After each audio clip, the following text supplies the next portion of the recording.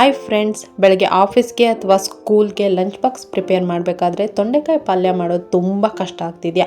ಹಾಗಿದ್ರೆ ನಾನು ಇಲ್ಲೊಂದು ಸಿಂಪಲ್ ಆಗಿ ಈಸಿಯಾಗಿ ಹೇಗೆ ತೊಂಡೆಕಾಯಿ ಪಲ್ಯ ಮಾಡ್ಕೊಳ್ಳೋದು ಅಂತ ತೋರಿಸ್ಕೊಡ್ತಾ ಇದ್ದೀನಿ. ಅದು ಕುಕ್ಕರ್ನಲ್ಲಿ ಕೇವಲ 5 ನಿಮಿಷಗಳಲ್ಲಿ ನೀವು ತೊಂಡೆಕಾಯಿ ಪಲ್ಯನ ಆರಾಮವಾಗಿ ಹುಡಿಯಾಗಿ ಮಾಡ್ಕೊಳ್ಬಹುದು. ಕುಕ್ಕರ್ನಲ್ಲಿ ತೊಂಡೆಕಾಯಿ ಕರ್ಗ್ ಹೋಗಬಾರ್ದು ಅಂದರೆ ನಾವೊಂದು ಟಿಪ್ಸ್ನ ಹೇಳ್ತೀನಿ, ಅದನ್ನ ಫಾಲೋ ಮಾಡಿ. ಕರ್ಗ್ ಹೋಗದೆ ಹುಡಿಯಾಗಿ ಸೂಪರ್ ಆಗಿ ಪಲ್ಯ ರೆಡಿ ಆಗತ್ತೆ. ನಾನಿವತ್ತು ಒಂದೇ ಒಂದು ವಿಷಲ್ನಲ್ಲಿ ಕುಕ್ಕರ್ನಲ್ಲಿ ಪಲ್ಯನ ಹೇಗೆ ಈಸಿಯಾಗಿ ಮಾಡ್ಕೊಳ್ಬಹುದು ಅಂತ ಈ ವಿಡಿಯೋದಲ್ಲಿ ತೋರಿಸ್ಕೊಡ್ತಾ ಇದ್ದೀನಿ. ವಿಡಿಯೋ ಫುಲ್ ನೋಡಿ. ನೀವಿನ್ನೂ ನಮ್ಮ ಚಾನಲ್ನ ಸಬ್ಸ್ಕ್ರೈಬ್ ಮಾಡಿಲ್ಲ ಅಂದರೆ ಮಾಡಿ, ಹಾಗೆ ಬೆಲ್ ಬಟನ್ನ ಕ್ಲಿಕ್ ಮಾಡಿ. ಇವಾಗ ನಾನೊಂದು ಕುಕ್ಕರ್ನ ಇಟ್ಕೊಂಡಿದ್ದೀನಿ. ಅದಕ್ಕೆ 2ರಿಂದ 3 ಚಮಚ ಎಣ್ಣೆಯನ್ನು ಹಾಕೊಳ್ತಾ ಇದ್ದೀನಿ. ಎಣ್ಣೆಯನ್ನು ಹಾಕ್ಕೊಂಡು ಎಣ್ಣೆ ಚೆನ್ನಾಗಿ ಕಾದ್ಮೇಲೆ ಅದಕ್ಕೆ 1 ಚಮಚ ಸಾಸಿವೆಯನ್ನು ಹಾಕೊಳ್ತಾ ಇದ್ದೀನಿ. ಹಾಗೆ ಅರ್ಧ ಚಮಚ ಜೀರಿಗೆಯನ್ನು ಹಾಕೊಳ್ತಾ ಇದ್ದೀನಿ.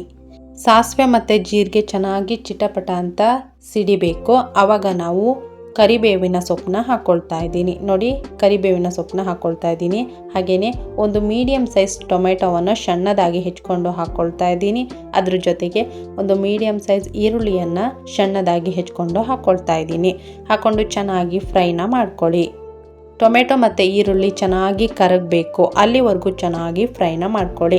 ನಿಮ್ಗೊಂದು ಟಿಪ್ಸ್ನ ಕೊಡ್ತಾ ಇದ್ದೀನಿ. ಕುಕ್ಕರ್ನಲ್ಲಿ ತೊಂಡೆಕಾಯಿ ಕರಗ್ ಹೋಗಬಾರ್ದು ಅಂದರೆ ಮೇಯ್ನಾಗಿ ಸ್ವಲ್ಪ ದಪ್ಪದಾಗಿ ಈ ರೀತಿ ರೌಂಡಾಗಿ ಹೆಚ್ಕೊಂಡ್ರೆ ಕುಕ್ಕರ್ನಲ್ಲಿ ಈ ತೊಂಡೆಕಾಯಿ ಕರಗ್ ಹೋಗಲ್ಲ. ಅದ್ರ ಜೊತೆಗೆ 1 ವಿಷಲ್ ಮಾತ್ರ ಹೊಡ್ಸ್ಕೊಳ್ಳಿ, ಅವಾಗ ಪರ್ಫೆಕ್ಟ್ ಆಗಿ ಪಲ್ಯ ಉದುರಾಗಿ ಬರುತ್ತೆ. ನೋಡಿ, ಇವಾಗ ಚೆನ್ನಾಗಿ 1 ನಿಮಿಷ ಫ್ರೈನ ಮಾಡ್ಕೊಳ್ಳಿ.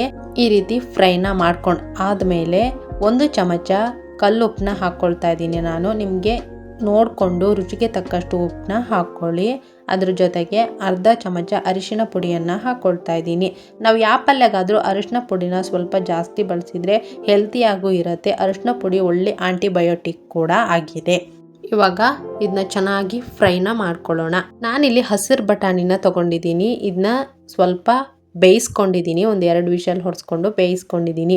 ಇದು ಆಪ್ಷನಲ್, ಬೇಕಿದ್ರೆ ಹಾಕ್ಕೊಳ್ಳಿ, ಬೇಡ ಅಂದರೆ ನೀವು ಸ್ಕಿಪ್ ಮಾಡ್ಕೊಳ್ಬಹುದು. ಬೇಯಿಸಿದ ಬಟಾಣಿನ ಹಾಕ್ಕೊಂಡಿದ್ದೀನಿ. ಹಾಕ್ಕೊಂಡು ಈಗ ಒಂದ್ಸಲ ಫ್ರೈನ ಮಾಡ್ಕೊಳ್ಳಿ.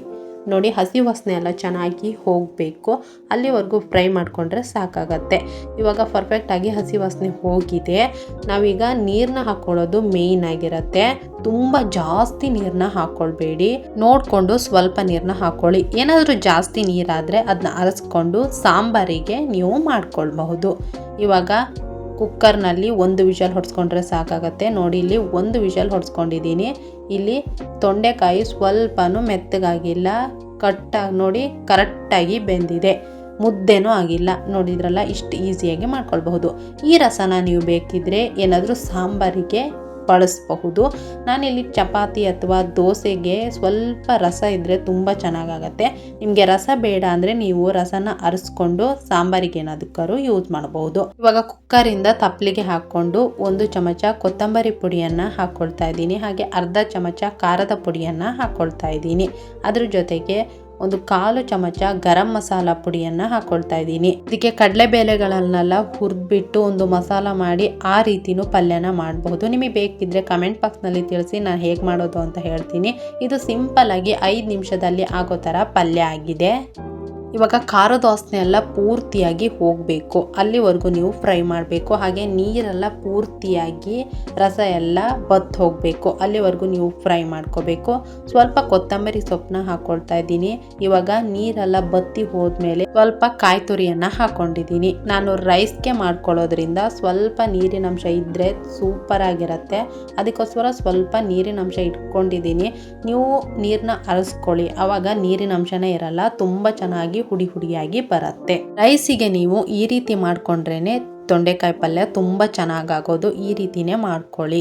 ಇವಾಗ ಪರ್ಫೆಕ್ಟ್ ಆಗಿ ತೊಂಡೆಕಾಯಿ ಪಲ್ಯ ರೆಡಿ ಆಯಿತು. ನೀವು ಯಾವುದರಲ್ಲಿ ಮಾಡ್ಕೊಳ್ತೀರಾ? ಬಾಣಲೆಯಲ್ಲಿ ಮಾಡ್ಕೊಳ್ತಿರೋ, ಕುಕ್ಕರ್ನಲ್ಲಿ ಮಾಡ್ಕೊಳ್ತಿರೋ?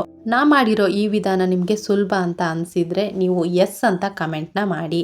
ನನಗೆ ಅವಾಗ ನೀವು ಸುಲಭ ಅಂತ ಅಂದ್ಕೊಂಡಿದ್ದೀರಾ ಅಂತ ಗೊತ್ತಾಗತ್ತೆ. ರೊಟ್ಟಿಗೆ, ಚಪಾತಿಗೆ, ಅನ್ನಕ್ಕಂತೂ ತುಂಬಾ ಚೆನ್ನಾಗಾಗತ್ತೆ. ಒಂದ್ಸಲ ಟ್ರೈ ಮಾಡಿ ಈ ಹೋಟೆಲ್ ಸ್ಟೈಲಿಯ ತೊಂಡೆಕಾಯಿ ಪಲ್ಯ.